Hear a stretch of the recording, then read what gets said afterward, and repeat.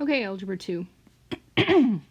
Let's talk about solving systems of equations now using algebraic methods. So far we've used graphing.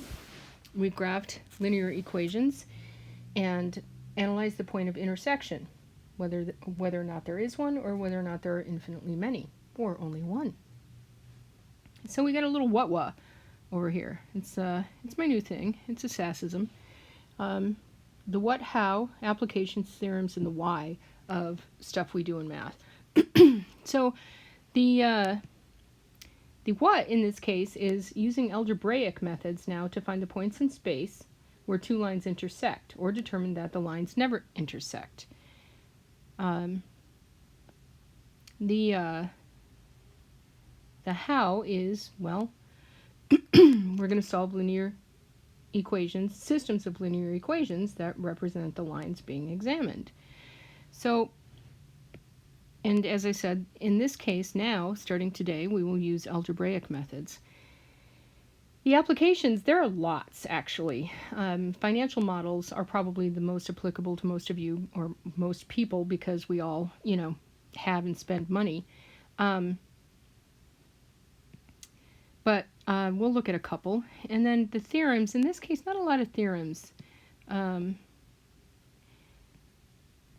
Not for these. Not for these particular topics. And then why? Well, because believe it or not, it's actually a relatively easy way to solve these financial problems and spatial problems and programming problems. You use systems of equations in programming quite a bit.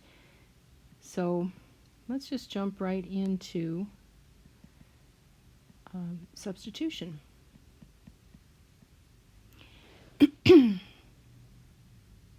So here we have a system of equations, right? And we're going to use the algebraic method of substitution to solve this system of equations. So first things first, step one is to solve one equation for one variable. Now hopefully you recognize this notation that I use quite a bit. But if not, that's short for equation. So we are in luck in that over here we already have one equation solved for one variable, and it's equation number 1, right? We have y equals something. We have an expression for y. So our next step then would be to substitute that expression, hence the name of the method, substitute the expression into the other equation.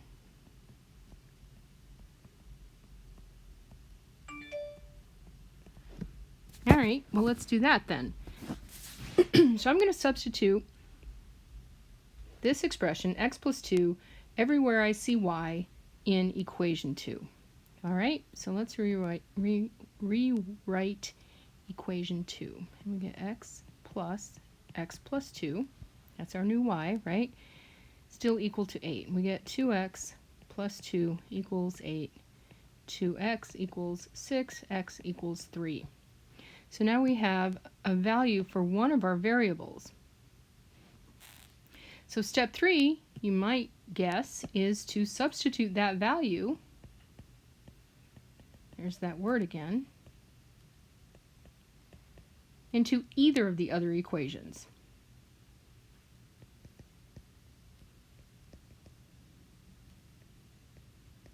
To find the other variable, right?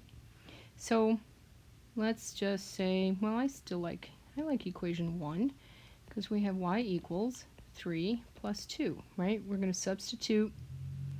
Let's just do it step by step, right? Let's just not combine steps here. Y equals x plus 2. I'm going to substitute 3 for x. Y equals 3 plus 2. Y equals 5. And my solution then is an ordered pair,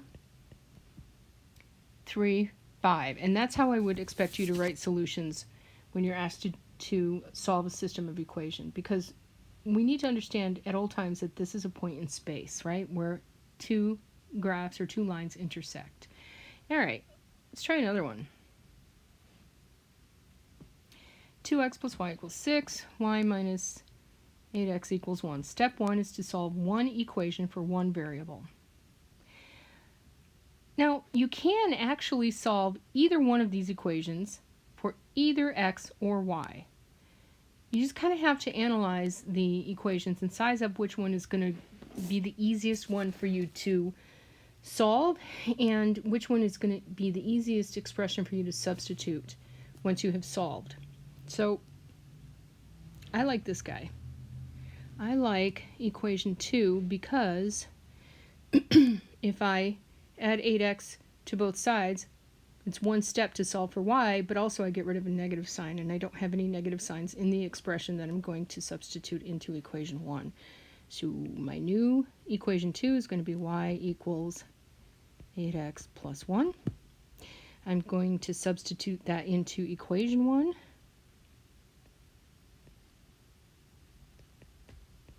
This is my new y, right? 2x plus y, but we have a new expression for y, which is 8x plus 1. And then we combine like terms.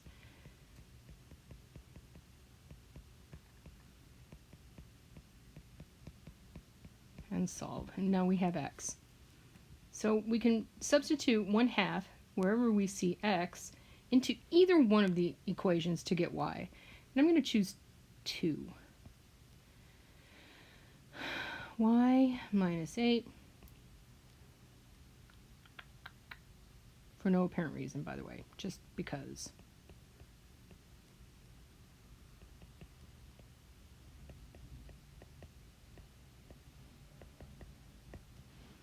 And my ordered pair, or my solution for this system of equations then, is 1/2, 5. That is where this line and this line intersect. So try this guy on your own. I'll show you the answer at the end. Excuse me. And but I want you to pause right now and see if you can do that before moving on.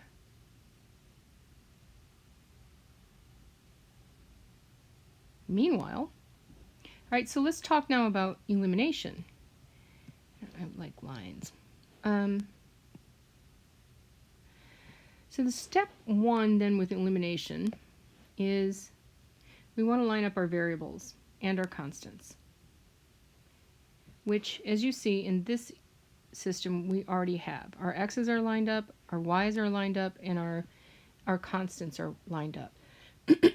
Step 2 is going to be ensure that at least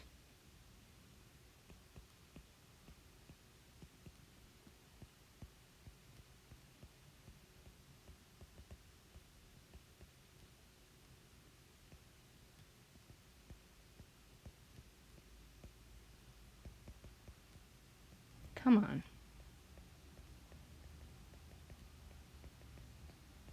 So we want to make sure that at least one variable, either the x's or the y's, have opposite coefficients.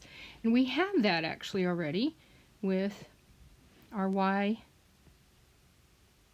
variable.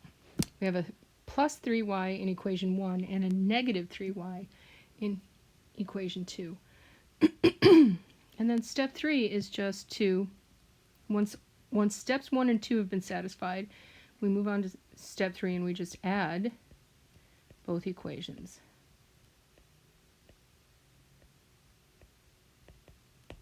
So let's do that. 2x plus 4x is 6x. 3y minus 3y is 0y. 34 minus 4 is 30. This simplifies to 6x equals 30, x equals 5. So we have to substitute x back into one of these equations to find y now, right? So I'm going to use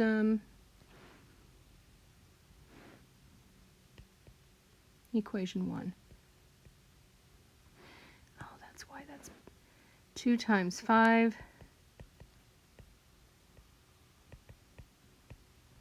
We get 10 plus 3y. We simplify, right?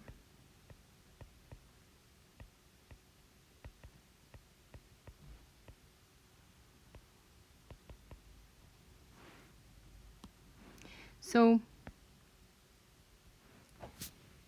I think at this point that my solution to this set is the ordered pair 5, 8. We have to check. And we're going to use the equation. We're going to use equation 2. We're going to use whatever equation we didn't use to find the second variable. Because we used equation 1 to find y using this value for x, we know that 5, 8 is going to be a solution to the first equation. But if we've made a mistake somewhere along the line, it won't be a solution to the second equation. So let's check. It's a good way to make sure we haven't made a mistake. It's just to check our work in the other equation. So let's do that. Equation 2, I'm going to say 4 times 5 minus 3 times 8 had better be negative 4. And look at that. We have 20 minus 24. That equals negative 4 all day. Okay, moving on. What is happening? So solving this one can be a little more complex, right? We have to line up our variables. That's step 1. Okay, our variables and our constants are lined up. But step 2 wasn't taken care of for us this time. We have to do it ourselves. We have to ensure that at least one variable has opposite coefficients. So here's what I'm going to do. I'm going to get tricky. Call this equation 1, that equation 2. I'm going to multiply equation 1 by 3. I'm going to multiply equation 2 by negative 2. And we're going to get a new equation 1. Over here we will get 6x plus 12y equals negative 30. Notice that these are equivalent equations, right? If we did not, however, remember to multiply each term by 3, they wouldn't be equivalent. So it's very important when you are multiplying an equation by any factor that you actually apply that factor to each term in the equation, right? 2x gets 3, 4y gets 3, negative 10 gets 3. All right, so let's do equation 2 now. You get negative 6x minus 6y equals 6. Now I have opposite coefficients on my x terms, right? So now I can add these equations and eliminate the x variable. I'll only be left with the y variable, which we can solve for. So we end up with 6y equals,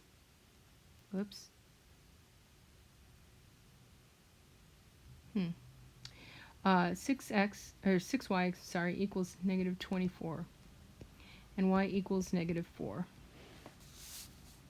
Sorry, that oops wasn't for you. So that's y.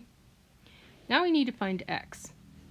Which equation do you want to use? Really, 6 to 1/2 doesn't do the other, but look at this. I'm going to use the original equation, because if I made a mistake finding my equivalent equations, it's going to show up now. So I'm going to use the original equation, my original equation 1, and substitute negative 4 every place I see y. So I have 2x plus 4 times negative 4 equals negative 10.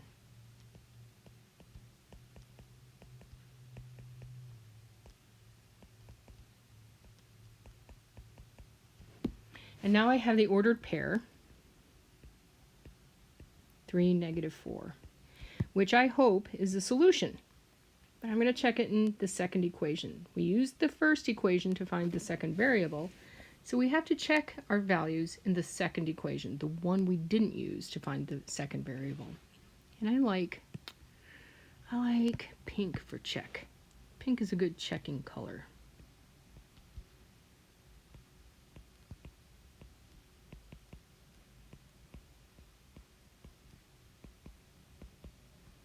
Nine minus 12 equals negative 3. That's true all day, everywhere, right? Okay, so you have one more on your own problem.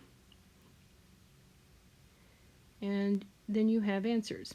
Now hopefully you will be a good scout and actually try this problem on your own before looking at the answer, and then use this information to check your OER